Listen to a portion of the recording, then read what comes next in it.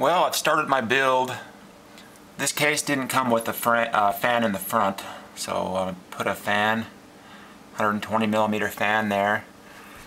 The standoffs were already in this case, so there's what the front looks like. There is a filter in this case, by the way.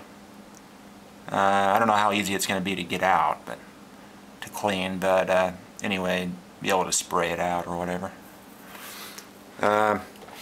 Now my next thing is I'm getting this Core 2 Quad Q8400,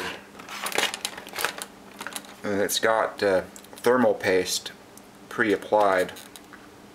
I'm going to go ahead and take that thermal paste off and put some of my own on there. I don't know how good this stuff is, but I've got my Arctic Clean #1 and #2, and I'm going to get that stuff off right now.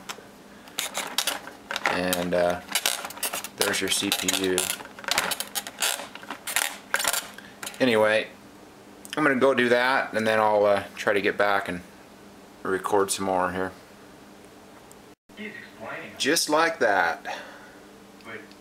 Nice and shiny surface. If you come correct and you say it and you mean it and you own it, so I'll move on here. There is the CD drive, DVD burner, I mean, installed. Good looking case there. Got my motherboard out. Just getting ready to install the CPU and the heatsink and fan. I think I'll use the stock Intel this time, see how that goes.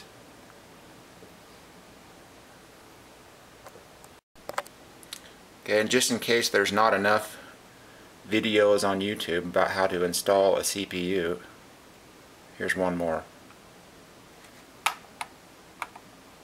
Make sure the little slots line up. It goes in there securely. There's actually a fraction of an inch of play once you get it in there. It's not completely tight, but for the most part it is. I'm just going to double check that one more time.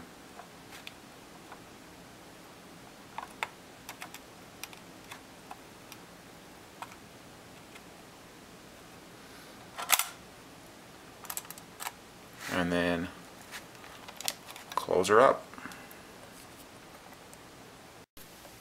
I got my RAM in, CPU and fan, heatsink and fan. Got it all screwed in. Got my back plate on. So now I'm about ready to take this hard drive out of the bag and start hook everything up. I'm not sure whether I'm going to put this hard drive down the bottom or maybe up in here. I'm almost thinking down the bottom might be a good spot for it. But we'll see. I guess I could go in that last one, or the one hanging here, or the bottom. So I'm going to experiment a little bit and see how it looks. Now here's the toughest part of the whole build, is hooking those dang front panel connectors up. So I got those hooked up.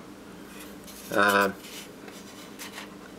front panel audio on this board is right down there in the corner. But I got my own little speaker because I like being able to hear the postcodes just in case I have any problems. I did put my hard drive right here hanging. So there's the hard drive. We'll see how that works out.